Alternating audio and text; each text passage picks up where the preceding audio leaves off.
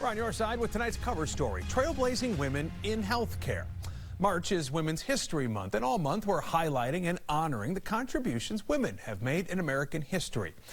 Women have traditionally served as caregivers to their families and communities, but they were long underrepresented in the medical field. Now, that's not to say there weren't those who blazed a trail that many more would eventually follow. Let's walk through some of that.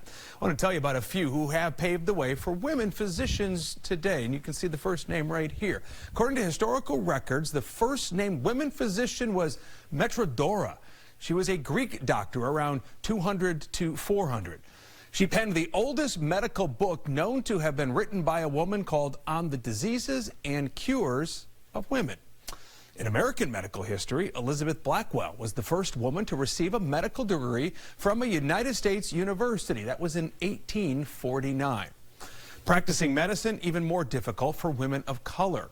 But in 1864, Rebecca Lee Crumpler became the first African-American woman in the U.S. to earn a medical degree. According to the Association of American Medical Colleges, right now 48% of all medical school graduates are women. So significant progress has certainly been made. But gender gaps still persist. For example, only 6% of practicing orthopedic surgeons are women today. And we got to meet one of the very few. Dr. Caitlin Hurst works for Novant Health. She specializes in ankle and foot care. We asked her about her experience as a woman in a male-dominated field.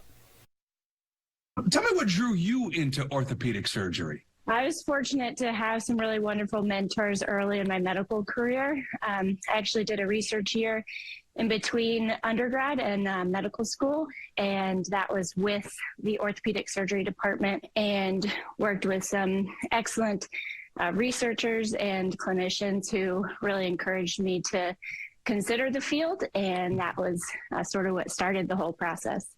How important is that, to get that encouragement from someone along the way? It's super important, and that's one of the challenges, I think, for women in the field. Not that you can't have mentors that are another gender, but it helps to have sort of that modeling and to be able to see yourself in somebody who is actively practicing that profession. The medical school matriculation data has shown that we're over 50% women entering medical school at this point. And so many fields are seeing an increase in female applicants in the various subspecialties, but orthopedics has lagged behind that significantly. Some of the stereotypes that exist around the field about maybe the physical necessities needed to enter it. I think too, because of that, there are some barriers to women who maybe have things in their career goals like family planning and that kind of thing, and are skeptical on whether they'll be able to do that successfully in this field. If you had one of those young medical students in front of you right now trying to choose a path, what would you tell them? I would say this is definitely doable. I mean, it's not without its challenges, as we've talked about, but if it's something that you're excited about and interested in, then to seek out those mentee opportunities and to go for it. Absolutely. Are you hopeful things are going to change here in the future? Of course, I think things are changing slowly, but the percentages are creeping up. I mean, if you look at the percentage of board-certified orthopedic surgeons that are women, it's closer to 6%. The trainees entering the field, it's getting up to 10%, which is still not, enough, but it's at least trending in the right direction.